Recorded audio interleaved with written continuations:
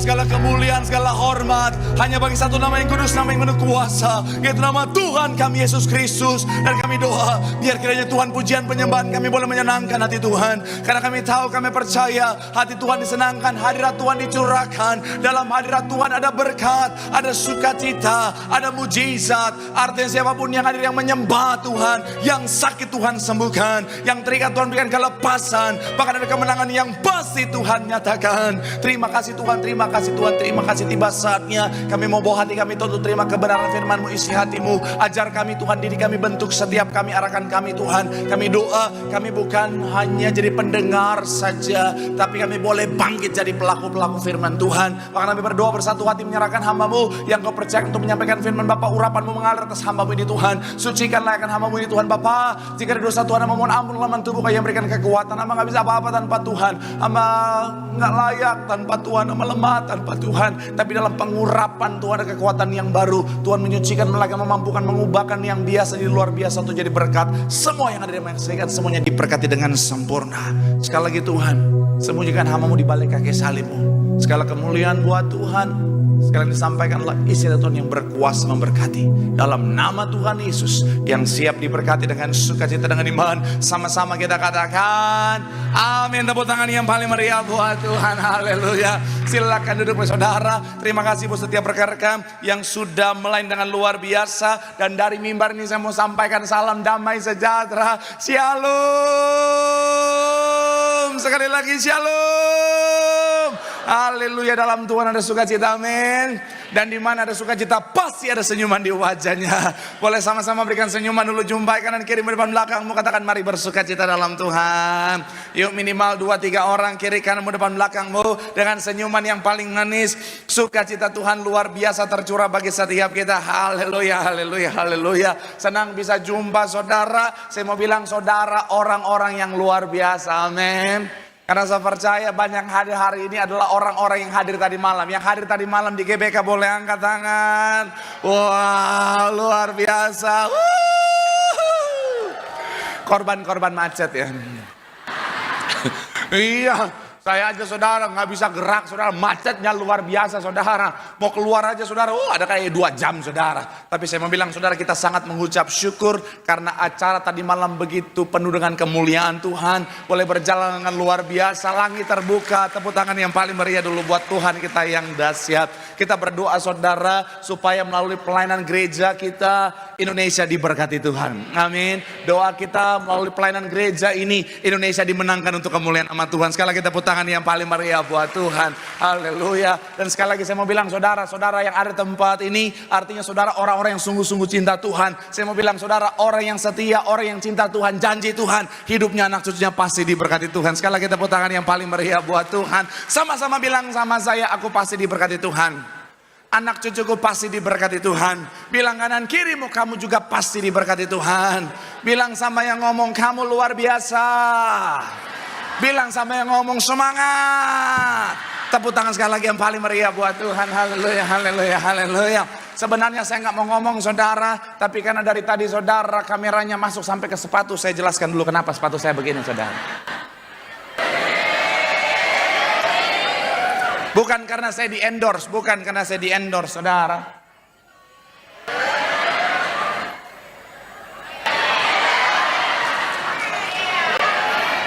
Anda mau endorse sepatu gratis?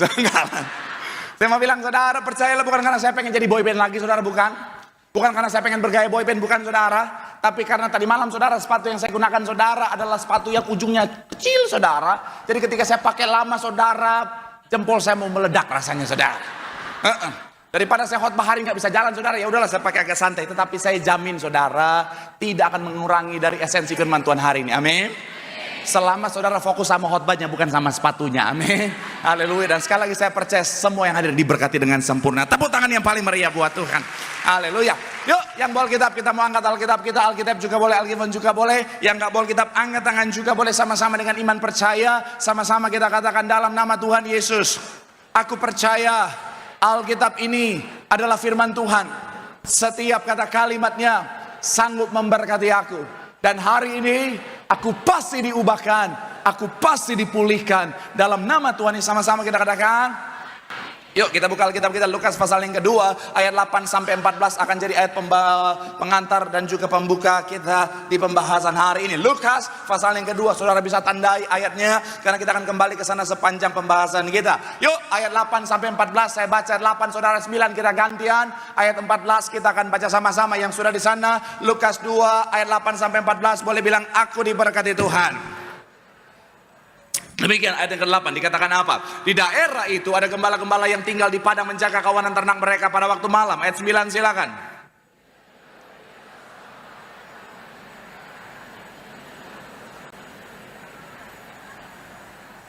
Ayat yang ke-10 dikatakan apa? Lalu kata malaikat itu kepada mereka, jangan takut sebab sesungguhnya aku memberitakan kepadamu kesukaan besar untuk seluruh bangsa. 11.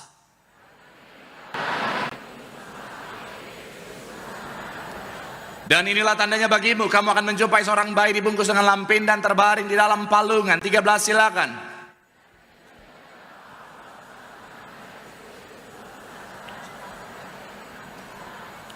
14 sama-sama 3. Ya, kemuliaan bagi Allah di tempat yang maha tinggi dan damai sejahtera di bumi di antara manusia yang berkenan kepadanya. Kalau saudara baca kisahnya, saudara akan melihat bahwa apa yang sementara kita bahas adalah para gembala, saudara. Kisah di mana para gembala dijumpai oleh malaikat untuk apa? Menerima kabar baik, saudara. Gara-gara bicara tentang kisah ini, saudara, banyak orang akhirnya sempat berpikir begini, oh kayaknya konsep Natal di bulan Desember adalah sesuatu hal yang sangat keliru deh. Kenapa? Karena mana mungkin bulan Desember ada gembala yang mengembalakan domba? Kan itu lagi musim dingin. Mana mungkin ada gembala-gembala yang mengembalakan domba di padang? Saya mau bilang, saudara, ini muncul pertama kali, saudara, dari seorang teolog yang tinggal di daerah Amerika, saudara, yang memang, saudara, sangat sulit kalau kita mau melihat dari perspektif daerah Amerika. Maksudnya apa? Memang kalau bicara tentang salju, seringkali juga ada salju di sana, saudara. Tapi yang harus kita pahami, bicara tentang salju yang ada di Amerika, Eropa dan lain sebagainya, itu jumlahnya itu berbeda dengan salju yang turun di daerah Bethlehem, saudara. Artinya apa? Kalau kita lihat film Home Alone misalnya,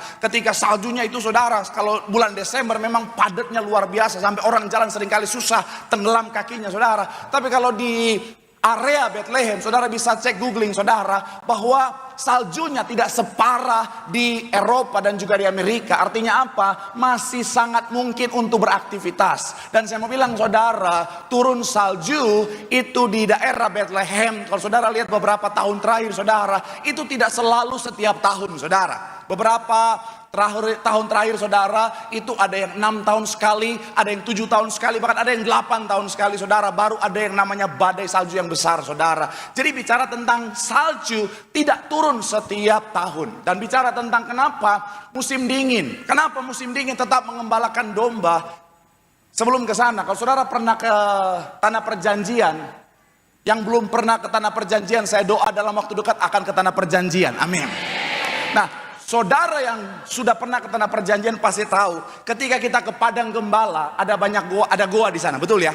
Ada goa yang seringkali dijadikan tempat peristirahatan para gembala, saudara. Dan sekalipun musim dingin, kalau gembala masuk ke dalam, mereka nyalain api di pojokan, saudara, maka goa itu akan menjadi hangat, sehingga apa, saudara? Mereka dan domba-dombanya bisa tetap ada.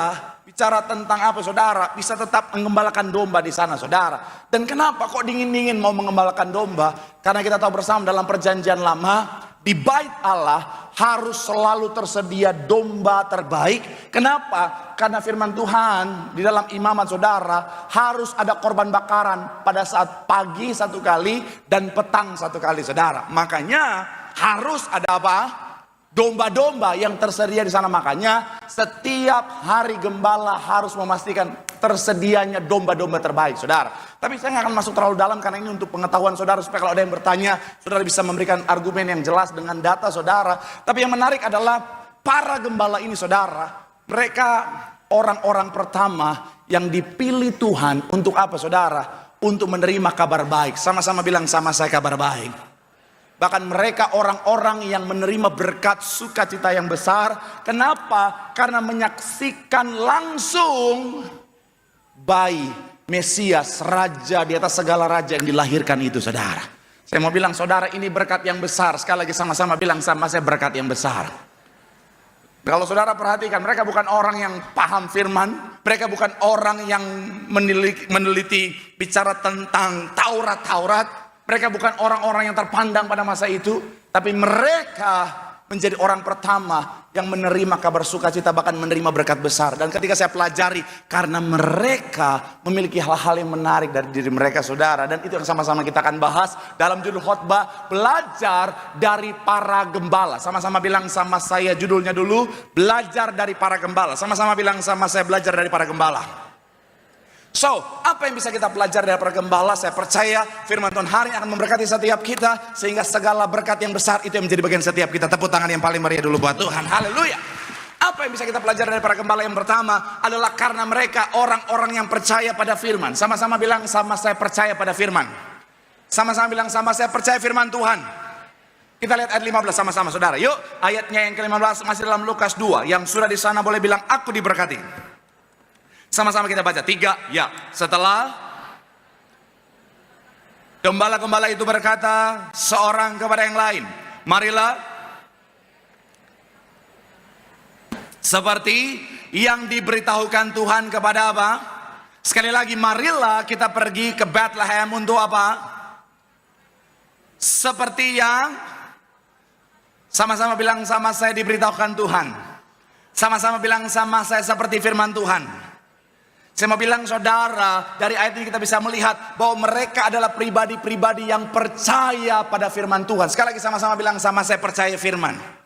Seperti yang saya bilang tadi saudara, mereka bukan orang-orang yang meneliti Taurat. Mereka bukan orang-orang yang berpendidikan tinggi, yang paham betul soal Alkitab saudara, tentang Taurat-Taurat pada masa itu saudara. Tapi yang menarik, ketika firman itu mereka terima, sama-sama bilang sama saya mereka percaya.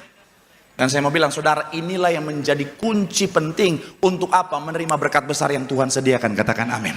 Kenapa? Karena kalau saudara perhatikan bicara tentang firman, firman adalah sumber daripada iman yang akhirnya bisa melihat, membuat kita melihat perkara-perkara besar, termasuk berkat besar menjadi bagian setiap kita. Kalau saudara ingat, kemarin kita sempat bahas bahwa iman timbul dari apa? Pendengaran akan firman. Urutannya seperti ini saudara, kita terima firman, kita baca firman, kita renungkan firman saudara. Tetapi sebelum jadi iman, ada fase yang sangat penting, yaitu apa? Percaya pada, sama-sama bilang sama saya percaya pada firman. Dan inilah yang mereka miliki saudara, sehingga iman yang besar membuat mereka menerima berkat yang besar, ketemu dengan raja di atas segala raja. Saya mau bilang ya, ada banyak jemaat Tuhan, mereka dengar firman, tapi mereka nggak percaya firman. Ada banyak jemaat Tuhan, mereka dengar firman, tapi cuman sampai didengar, tapi tidak menghasilkan kepercayaan. Dan saya mau bilang saudara, makanya karena tidak percaya, tidak ada iman, tidak ada berkat besar saudara. Saya mau bilang saudara, anak Tuhan harus percaya firman, katakan amin. Kenapa? Karena firman berasal dari mulut Allah, katakan amin. Dan saya mau bilang saudara, firman Tuhan tidak akan pernah keluar dengan sia-sia, tapi pasti mengerjakan hal-hal yang besar bagi setiap kita. Tepuk tangan sekali lagi yang paling meriah buat Tuhan. Sama-sama bilang sama saya percaya firman. Bilang kanan kirimu percaya firman. Tepuk tangan yang paling meriah buat Tuhan. Tapi saya sangat percaya semua yang hadir percaya firman, amin. Ketika saya renungkan poin yang pertama ini saudara, Tuhan taruh di hati saya begini saudara, jangan cuma sampai di generasi ini. Maksudnya apa Pak Pendeta? Kita harus pastikan generasi di bawah kita, mereka percaya firman, amin. Saudara yang sebagai orang tua, pesan saya, didik anak-anakmu harus belajar percaya pada firman. Pastikan apa? Apalagi usia-usia 1-12 tahun. Saya banyak baca buku parenting saudara. Di situ ditulis apa saudara? Usia 1-12 tahun adalah momen paling pentingnya, akan sangat menentukan fondasi kehidupan mereka. Jadi didikan apa yang kita berikan dari 1-12 tahun saudara, ini akhirnya saudara akan menentukan tentang bagaimana kehidupan mereka 14 tahun ke atas. Jadi kalau kita mendidik mereka dengan baik, kita akan tuai kebaikan 14 tahun ke atas. Tapi ketika kita nggak didik mereka dengan baik, kita izinkan hal-hal yang buruk masuk dalam pikiran mereka, dan mereka jadikan itu sebagai fondasi pikiran mereka. Saya mau bilang saudara, kita akan menuai badai di usia 14 tahun ke atas saudara. Makanya ada banyak orang hari-hari ini saudara, anak-anak di bawah 12 tahun mereka tidak kasih smartphone saudara. Banyak orang tua langsung bilang, gua ambil habis ini. Oh, anak gua udah kasih dari masih dalam perut, gua kasih dia. Sekarang gue ambil smartphone-nya. Iya. Saya mau bilang saudara, ada banyak orang tua hari-hari ini saudara, anak-anak di bawah usia 12 tahun tidak dikasih smartphone untuk buka sosial media saudara. Kenapa? Karena sosial media hari-hari ini saudara, ada banyak disusupi oleh iblis untuk merusak mentalitas anak-anak muda kita saudara. Untuk merusak generasi penerus kita saudara. Saya mau bilang saudara, pastikan sejak kecil yang kita tanamkan, sama-sama bilang sama saya percaya firman Tuhan. Ya, karena saya mau bilang begini saudara, kalau fondasinya firman Tuhan, apakah menjamin mereka tidak akan salah jalan ketika mereka dewasa? Tidak. Apakah menjamin mereka tidak akan salah langkah dalam kehidupan mereka? Tidak. Tapi kalau dasarnya firman Tuhan, ketika mereka salah jalan, mereka kehilangan arah, mereka tahu kemana harus kembali. Amin. Pak Pendeta, khotbahnya ada. Jangan keras-keras dulu Pak Pendeta. Masih kurang tidur ini Pak Pendeta. Sama. Tapi saya percaya firman Tuhan harus disampaikan, amin. Saya mau bilang saudara, ini terjadi sama siapa? Sama saya. Maksudnya apa? Saya ketika nyampe di Jakarta tahun 2007 salah jalan, yes. Salah pergaulan, yes. Segala macam sudah saya coba. Yang memang enak, yang memang enak. Ding ding ding ding. Oi oi. Aring king king. Aring king king. Kubayang.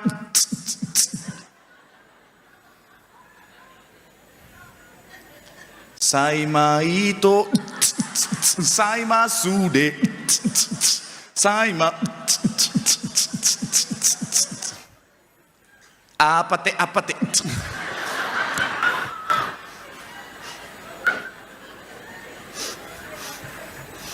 ini membilang saudara, tapi ketika saya di titik terendah, saya tahu arah pulang. Kenapa? Karena sejak kecil orang tua saya mendidik saya kenal firman Tuhan.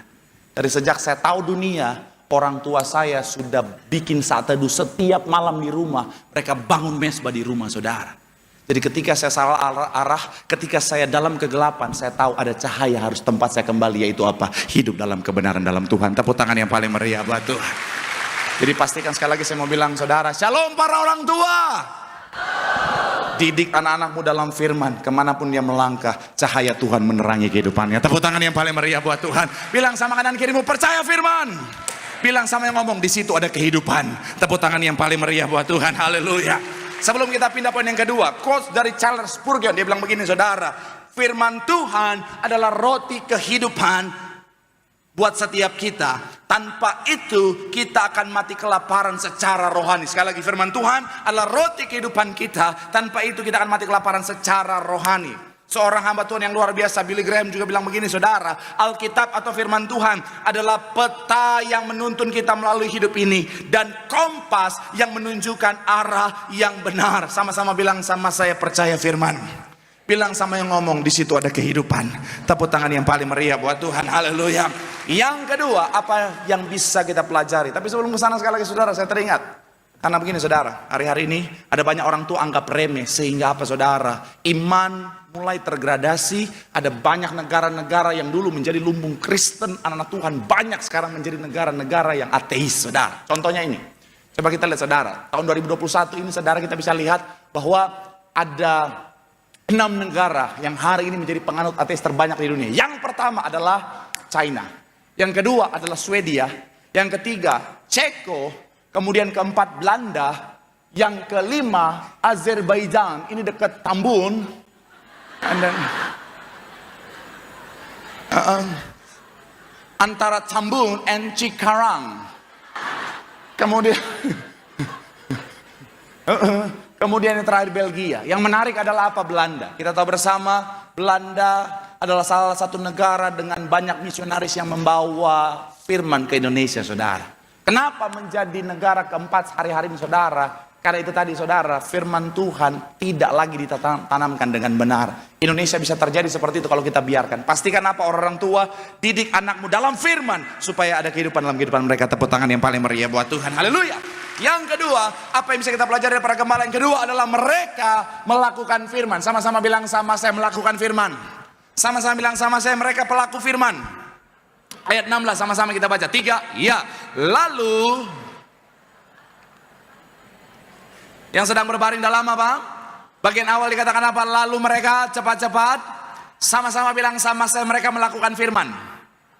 Sama-sama bilang sama saya, mereka pelaku firman. Tuhan sudah sediakan yang terbaik bagi setiap kita, katakan amin. Sama-sama bilang sama saya, berkat yang besar. Tapi saya mau bilang saudara, kalau kita hanya sampai pada percaya tanpa menjadi pelaku firman, saya mau bilang saudara, kita tidak akan pernah sampai pada berkat yang Tuhan sediakan. Amin. Tuhan sudah siapkan mereka untuk menjadi orang-orang yang menerima berkat besar, berjumpa dengan bayi raja di atas segala raja.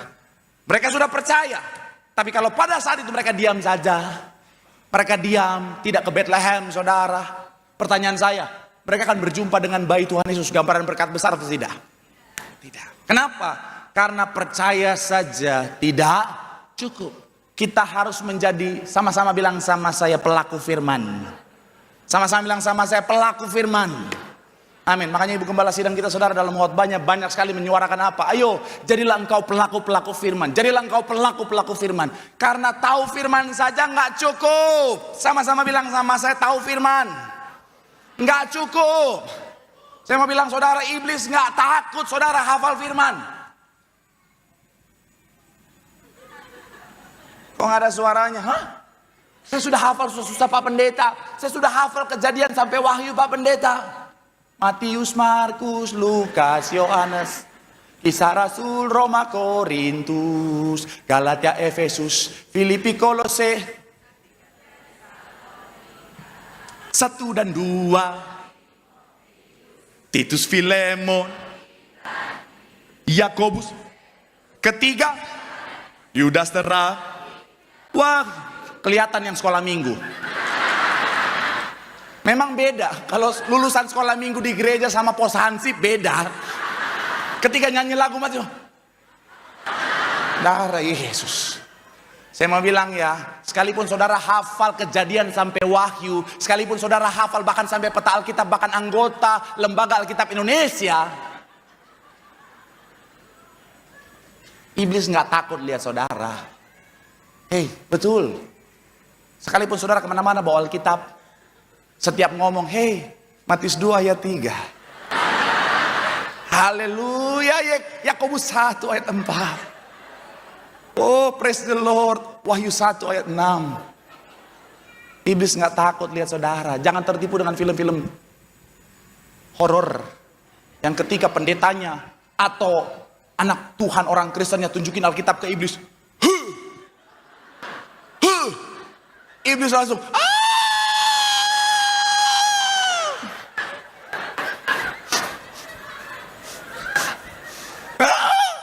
Saudara pikir itu cuma di film loh. Saudara pikir iblis akan langsung labu. Enggak.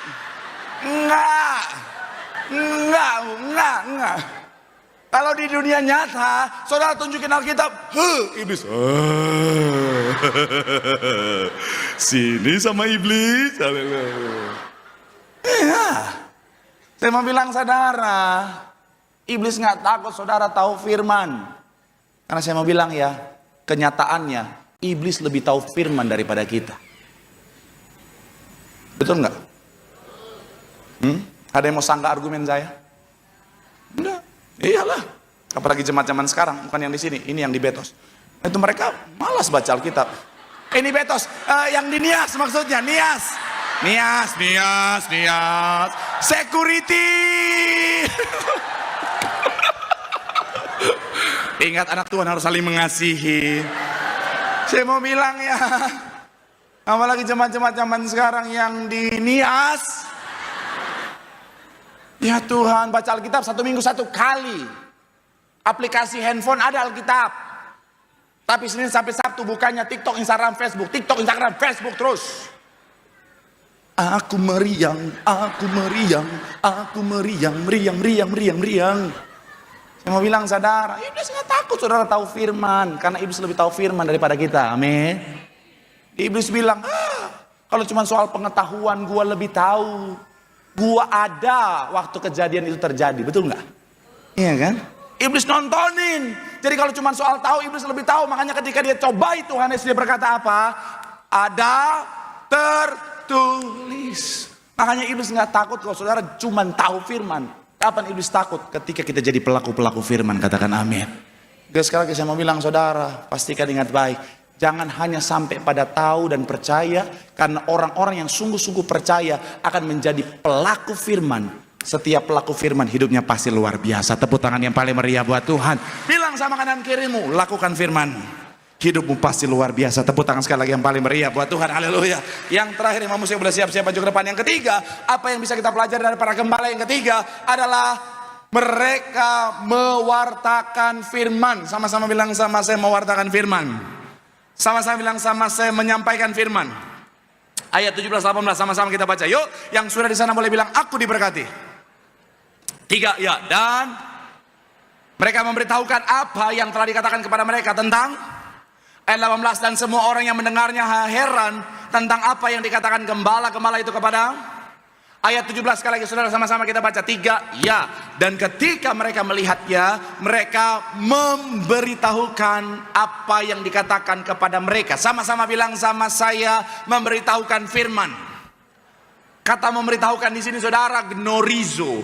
Ini bukan hanya bicara tentang mereka preaching, mereka khotbah dengan kata-kata yang luar biasa, tapi ini maknanya juga bicara tentang apa? Mereka menceritakan. Sama-sama bilang sama saya, menceritakan.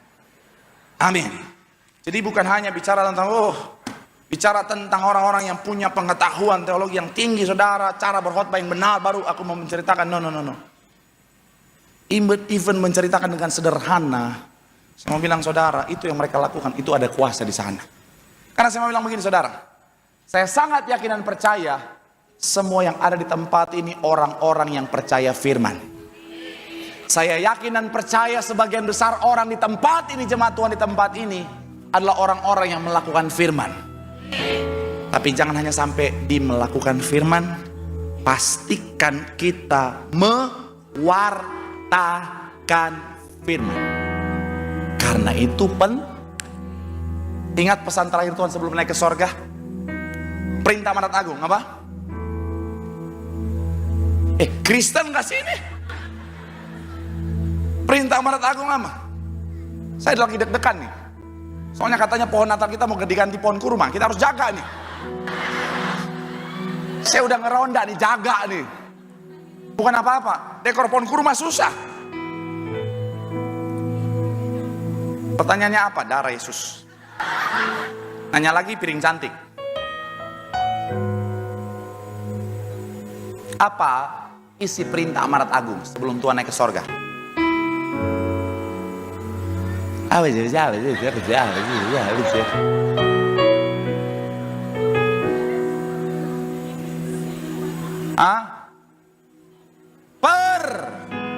Pergilah, jadikanlah, dan dalam nama, sama-sama bilang sama saya, wartakan firman. Namanya pesan terakhir pasti penting ya, iya kan? Contohnya kita orang tua, misalnya kita udah tahu kita udah mau dipanggil Tuhan, kita mau pesan buat anak-anak kita, ini contoh. Saya percaya pesannya pasti penting, betul ya? Yang akan kita pesankan pasti pesan yang penting. Gak mungkin kita udah jagain Facebook mama.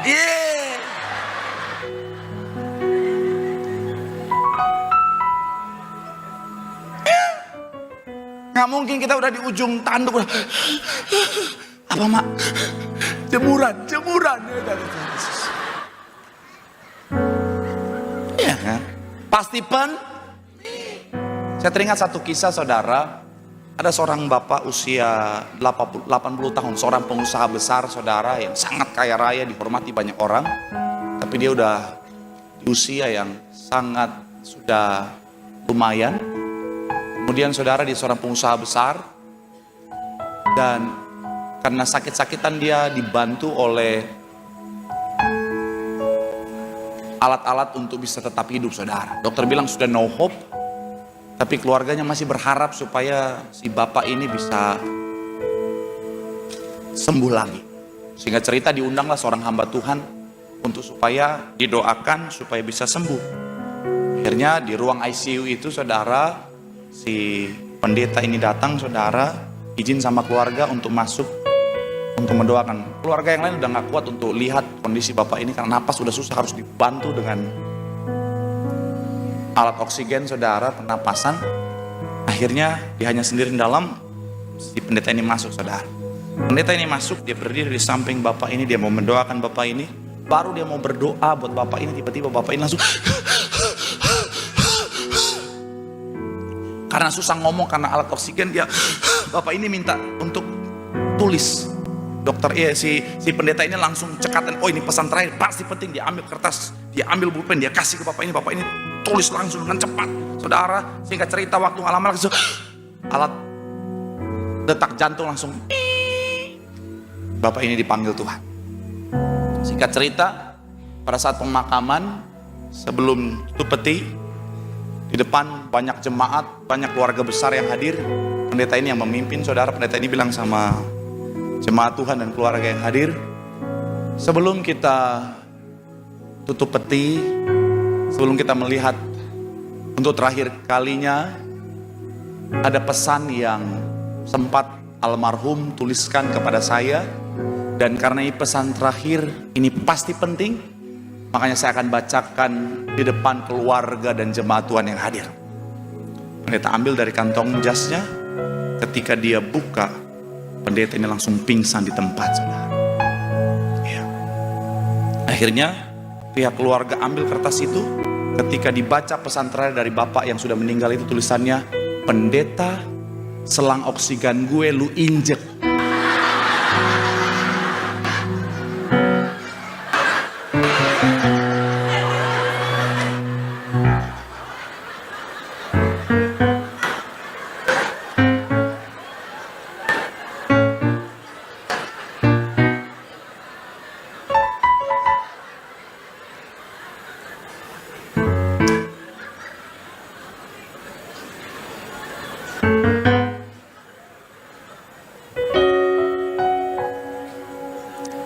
Jadi pelakunya si pendeta itu saudara.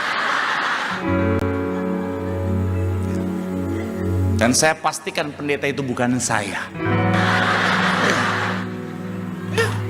Karena saya sudah dengar cerita ini, makanya setiap saya diundang ke ruang ICU saya hati-hati.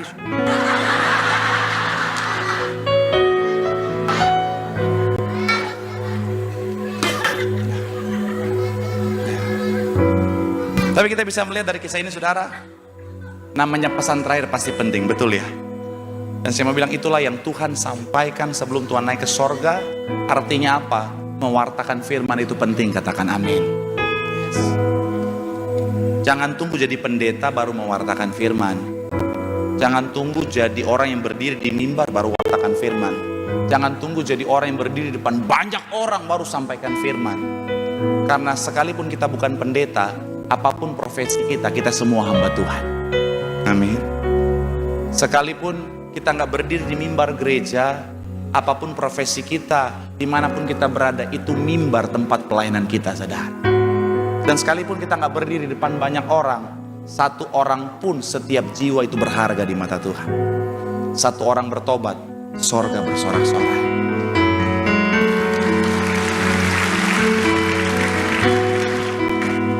Jadi tugas kita sampaikan, sekalipun hanya satu orang, sampaikan firman dengan sungguh-sungguh, saudara. Saya pertama kali pelayanan memang saya diperhadapkan langsung pada ribuan jemaat karena saya menggantikan seorang hamba Tuhan senior. Tapi setelah itu nggak langsung semua langsung ribuan seperti ini, saudara. Saya kembali dipercayakan untuk apa khotbah. Kadang-kadang saudara jemaat cuma 2, kadang-kadang cuma 1, saudara. Betul. Saya dosen homiletik ilmu berkhotbah. Saya selalu ajar mahasiswa saya, khotbah yang efektif harus menjangkau semua jemaat. Dalam kondisi saya waktu itu, apa yang mau dijangkau jemaat cuma 1, saudara. Iya. Jadi akhirnya apa? Khotbah rasa konseling. Saya khotbah, liatin dia terus. Sepanjang khotbah saya tatap dia. Dia tatap saya.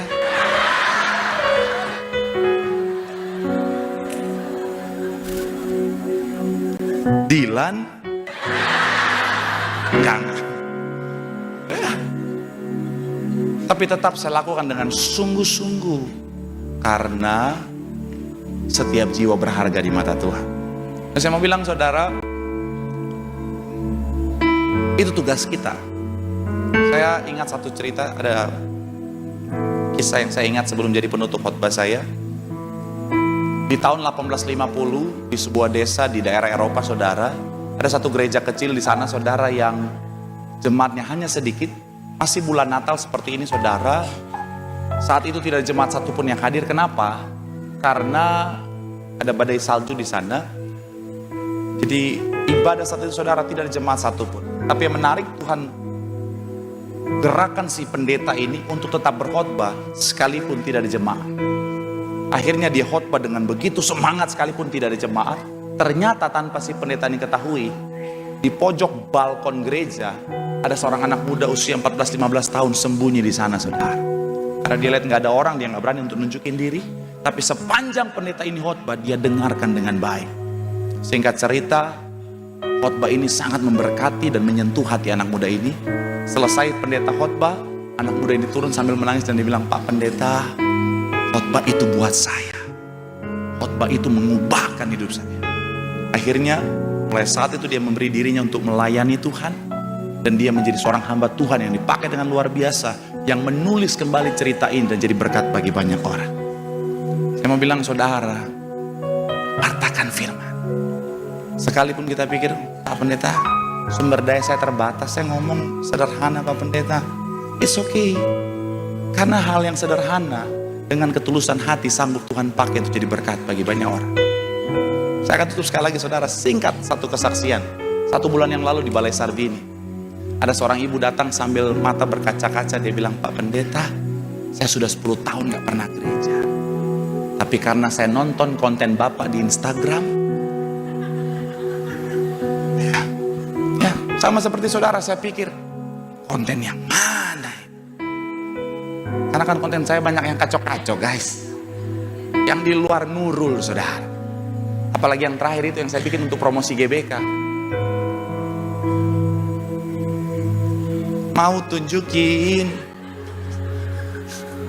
GBK, tapi ternyata satu konten sederhana yang saya bilang, kita harus juga mengasihi diri kita sendiri karena kita layak untuk dikasihi.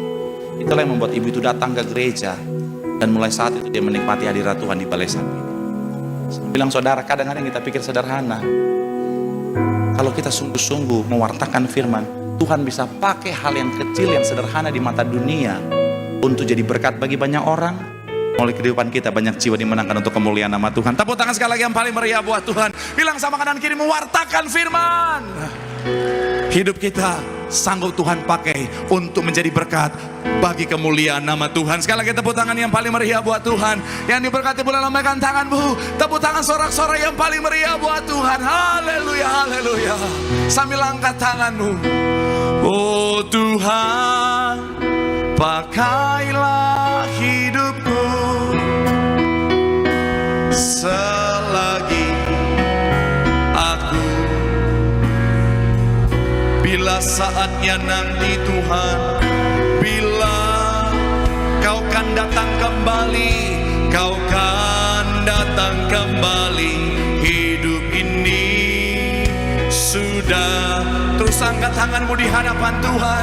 Pakailah kami Tuhan. Oh Tuhan, pakailah hidup selagi masih kuat, selagi aku masih kuat. Bila saatnya nanti Kau kan datang kembali, amin, Kau kan datang kembali, hidup ini sudah.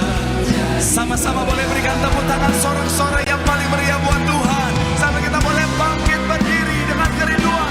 Oh Tuhan, pakailah hidup, amin, selagi aku masih kuat. Bila saatnya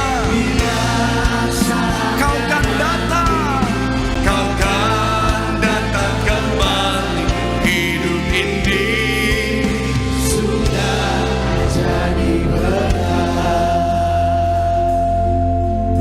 Firman Tuhan mengatakan setiap kita belajar dari para gembala sebagai anak Tuhan, percaya penuhlah pada firman. Karena firman yang keluar dari mulut Allah tidak akan pernah keluar dengan sia-sia, tapi akan mengerjakan perkara besar dalam kehidupan setiap kita. Ketika kita percaya, belajar dari wanita yang pendarahan 12 tahun, dia bertindak dengan iman, dia lakukan firman, sehingga dia melihat berkat besar menjadi bagian dalam kehidupannya. Belajar dari orang Majus, mereka bertindak melakukan firman, sehingga berkat besar berjumpa dengan Mesias menjadi bagian dalam kehidupan mereka. Tapi ingat baik, jangan hanya sampai di kita. Wartakan firman. Karena perintah amanat agung, pergilah, jadikanlah semua bangsa muridku. Setiap kita hamba Tuhan, setiap kita pelayan-pelayan Tuhan, dimanapun Tuhan percayakan kita berdiri, itu ladang pelayanan kita, itu mimbar kita untuk menyampaikan firman. Sesederhana apapun, lakukan dengan kesungguhan hati. Tuhan sanggup pakai hal yang kecil untuk jadi berkat besar bagi banyak orang. Mulai kehidupan setiap kita, nama Tuhan dipermuliakan, banyak jiwa yang menang untuk kerajaan sorga. Boleh berikan tepuk tangan sekali lagi yang paling meriah buat Tuhan, sambil angkat tanganmu di hadapan Tuhan. Oh Tuhan,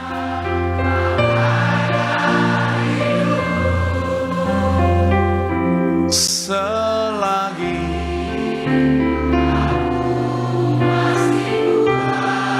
bila saatnya Tuhan, Kau kan datang kembali, Kau kan datang kembali hidup ini. Sekali lagi boleh berikan tepuk tangan sorak-sorai yang paling meriah buat Tuhan. Oh Tuhan, pakailah hidupku.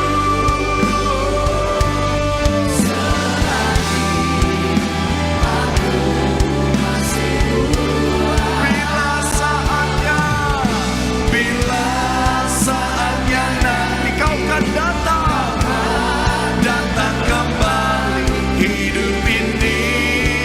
Sudah, katakan bila saatnya nanti Tuhan, bila Kau kan datang kembali hidup ini. Lebih sungguh lagi dengan iman percaya bila saatnya nanti Kau datang kembali hidup ini. Sudah jadi Kita kasih tepuk tangan sorak-sorai kemuliaan bagi nama Tuhan Yesus Kristus. Kita Bersama-sama kita menaikkan pujian bagi Tuhan. Kita siapkan hati kita untuk menerima yang terbaik dari tubuh dan darah Tuhan Yesus. Terima kasih Tuhan. Sama-sama kita bangkit berdiri di hadapan Tuhan. Mari kita siapkan hati kita sambut tubuh darah Tuhan Yesus. Tubuhmu dan darah tercurah bagi kami. Tubuhmu dan darahmu tercurah bagi kami, menyucikan. Sama-sama kita sambut untuk darah Tuhan Yesus. Ya persilakan. Sempurnakan hidup kami. Mari kita berdoa. Tuhan Yesus, terima kasih buat kesempatan yang indah di malam ini. Saat ini kami akan menerima sakramen perjamuan kudus. Doa kami, siapapun kami yang makan tubuh Tuhan Yesus, minum darah Tuhan Yesus, kami akan bangkit pada akhir zaman, hidup kekal di surga. Dan selama kami hidup di bumi, hidup kami seperti di dalam surga, dalam nama Tuhan Yesus. Kita angkat roti di atas kepala bersama-sama dalam nama Tuhan Yesus. Inilah roti yang turun dari sorga. Inilah tubuh Tuhan Yesus Kristus yang tertombak, tertikam di atas kayu salib.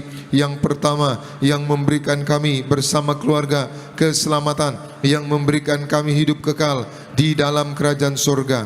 Yang kedua, tubuh Kristus yang ditombak, ditikam di atas kayu salib untuk menyempurnakan agar tubuhku, jiwa dan rohku sempurna sehat, sempurna untuk dibangkitkan pada hari kiamat. Yang ketiga, tubuh Kristus yang ditombak, ditikam di atas kayu salib. Mulai hari ini kami bersama keluarga, kami tolak terkapar di meja operasi, kami tolak terkapar di rumah sakit, kami tolak segala sakit penyakit. Doa kami bersama keluarga tidak sakit kanker, tidak sakit tumor, tidak leukemia. Kami tolak pikun, kami tolak lumpuh, kami tolak koma, kami tolak terkapar di ruang ICU. Dimanapun kami melangkah berada, dijaga malaikat, tidak jatuh, tidak bahaya, tidak celaka. Dalam nama Tuhan Yesus, inilah tubuh Tuhan Yesus. Kita makan bersama.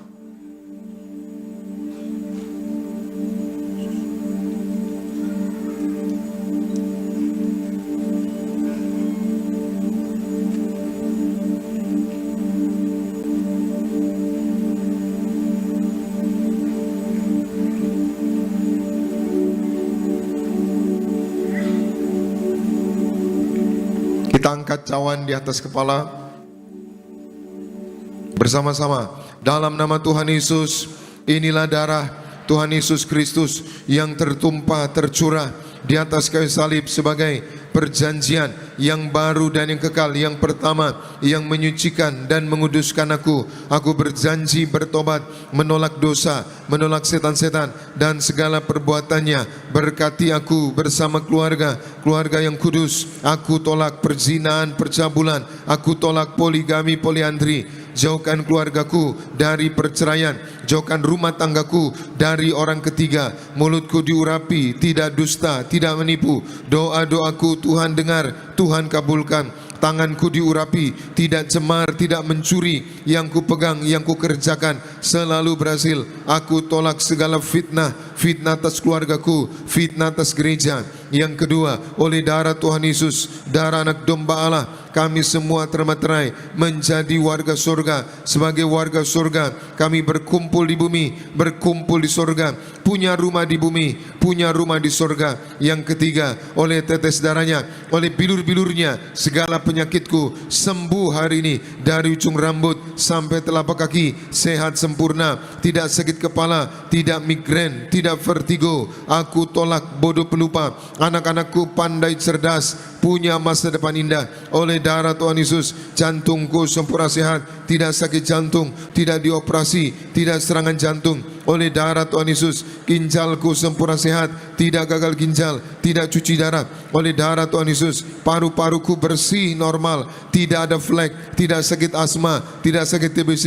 Oleh darah Tuhan Yesus, darahku normal, tidak darah tinggi, tidak darah rendah, tidak darah manis. Aku tolak hepatitis, diabetes. Aku tolak demam berdarah. Aku tolak sinusitis. Aku tolak alergi udara, alergi makanan. Tulang-tulangku sempurna sehat, tidak keropos tulang, tidak kanker tulang, tidak saraf kejepit. Aku tolak batu di empedu. Aku tolak sakit pankreas. Urapi liverku sempurna sehat, tidak kanker liver. Hari ini aku sembuh.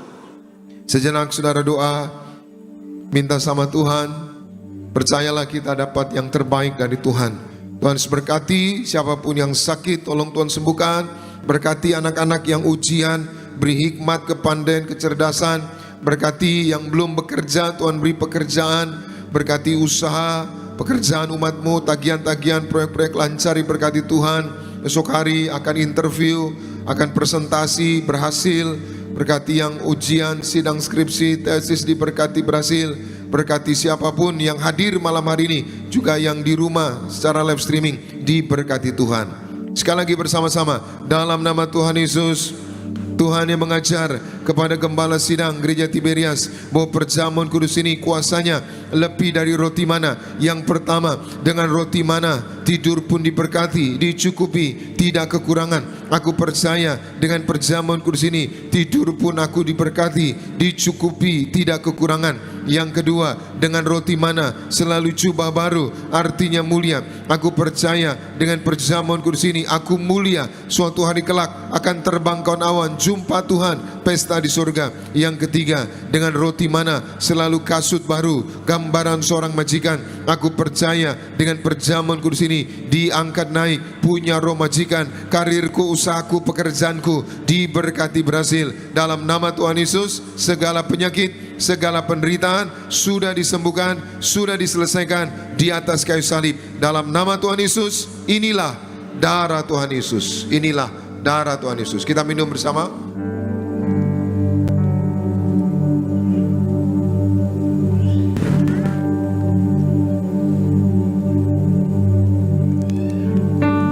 Puji nama Tuhan, saudara, bersama-sama kembali kita menaikkan syukur pujian kita bagi tubuh dan darah Tuhan Yesus. Tubuhmu Yesus menyembuhkan. Tubuhmu Yesus menyembuhkanku. Darahmu Yesus menyucikanku. Ku jadi baru karena kasih-Mu. Haleluya, haleluya. Tubuhmu Yesus, tubuhmu Yesus menyembuhkanku. Darahmu Yesus menyucikanku. Ku jadi baru karena kasih-Mu. Haleluya. Baik, kita akan doa minyak urapan. Saudara yang ada minyak urapan boleh angkat minyak saudara. Sama-sama ikuti doa saya. Dalam nama Bapa, Putra dan Roh Kudus, dalam nama Tuhan Yesus. Tuhan Yesus, Engkau yang memberi perintah kepada Gembala Sidang Gereja Tiberias, tertulis di langit, untuk mengembalikan kuasa minyak urapan, yaitu minyak zaitun yang dikuduskan. Maka kami serahkan dalam nama Bapa, Putra dan Roh Kudus, dalam nama Tuhan Yesus. Inilah minyak urapan untuk memuliakan Allah, memuliakan manusia. Hari ini kami muliakan Yesus Kristus, Tuhan Allah kami yang mempunyai kerajaan sorga, hadir di tengah-tengah kami. Kami diurapi minyak, kami mulia. Mulia artinya warga sorga, suatu hari kelak akan diundang pesta di sorga. Mulia artinya kami dikenal malaikat, dijaga malaikat, tidak jatuh, tidak celaka, menang atas setan-setan roh jahat. Mulia artinya kami diciptakan kembali yang segambar seperti Allah, tidak sakit-sakitan. Hari ini penyakitku sembuh. Mulia artinya kami penuh kuasa, yang kami pegang, yang kami injak, yang kami kerjakan diberkati berhasil. Dalam nama Tuhan Yesus, inilah minyak urapan untuk mengusir setan, menyembuhkan orang sakit, menghancurkan segala kutuk, dan menjadikan kami lebih dari teman-teman sekutu kami. Dalam nama Tuhan Yesus, inilah minyak urapan yang kudus. Kami serahkan dalam nama Bapa, Putra dan Roh Kudus, dalam nama Tuhan Yesus. Inilah minyak urapan, muliakan Allah, muliakan manusia, mengusir setan, menyembuhkan orang sakit, menghancurkan segala kutuk, dan menjadikan kami lebih dari teman-teman sekutu kami. Dalam nama Tuhan Yesus, inilah minyak urapan yang kudus. Terima kasih Tuhan Yesus buat ibadah malam hari ini. Berkatilah umat-Mu sebentar akan pulang. Jaga dan lindungi, tutup bungkus dengan kuasa darah Tuhan Yesus. Kami tolak celaka maut, santet guna-guna iblis, rancangan orang jahat kami patahkan. Dalam nama Tuhan Yesus, tidak berkuasa atas setiap kami. Berkati semua yang melayani, berkati pemimpin pujian, Saudara Daniel Rudolf bersama orang tua keluarga diurapi, diberkati, dipromosikan Tuhan. Saudara Arda bersama orang tua keluarga diberkati, dipromosikan Tuhan. Juga berkati Saudara Fredri bersama keluarga diberkati, dipromosikan Tuhan. Semua tim worship singer diberkati, para pemain musik diberkati Tuhan, penerima tamu, pot kolektor, petugas perjamuan, sound system, tim media, guru-guru sekolah minggu, pendoa syafaat, koordinator Pak David Rarja bersama Ibu Leni, bersama keluarga diberkati Tuhan. Berkatilah yaitu Gembala Sidang kami, Ibu Pendeta Darniati Pariaji bersama anak-anak menantu cucu. Tuhan beri kesehatan, umur panjang, ekstra kuasa, ekstra mujizat sampai Tuhan datang kedua kali. Terus pakai Gembala Sidang kami untuk mempersiapkan jemaat Tiberias mempelai yang siap pesta di sorga. Berkati juga Pendeta Argo Pariaji, Tuhan urapi, penuh urapan, penuh kuasa, dan terus Tuhan pakai menjadi pemimpin yang hebat. Tuhan berkati juga Pendeta Aristo Pariaji bersama keluarga, diberkati Tuhan. Terima kasih Tuhan, kami datang dengan berkat, kami pulang membawa berkat dari Tuhan. Umat Allah, angkat kedua belah tanganmu, arahkan hatimu, pandang Yesus Tuhan. Saudara-saudaraku, pulanglah dalam damai sejahtera Tuhan. Percayalah Tuhan tidak pernah meninggalkan kita. Yakinlah Tuhan sudah menyediakan hari depan yang penuh harapan. Diberkatilah seluruh hidupmu, diberkatilah keluargamu, diberkatilah rumah tanggamu, diberkatilah karir bisnis usahamu berhasil, diberkatilah anak-anakmu pandai cerdas punya masa depan yang indah, diberkatilah apapun yang kau kerjakan sepanjang tahun ini, Tuhan selalu buat berhasil. Pulanglah, terimalah segala berkat di sorga dan di bumi, anugerah dari Yesus Kristus Tuhan, dan persekutuan yang manis dengan Roh Kudus menghibur, menuntun, menyertai kita semua mulai malam hari ini sampai Maranatha. Tuhan Yesus datang kedua kali Tuhan awan menjemput kita mempelainya. Saudara dan saya, tetangga di sorga, pesta di sorga, sepanjang masa diam di rumah Tuhan. Haleluya. Semua diberkati, sama-sama kita katakan amin.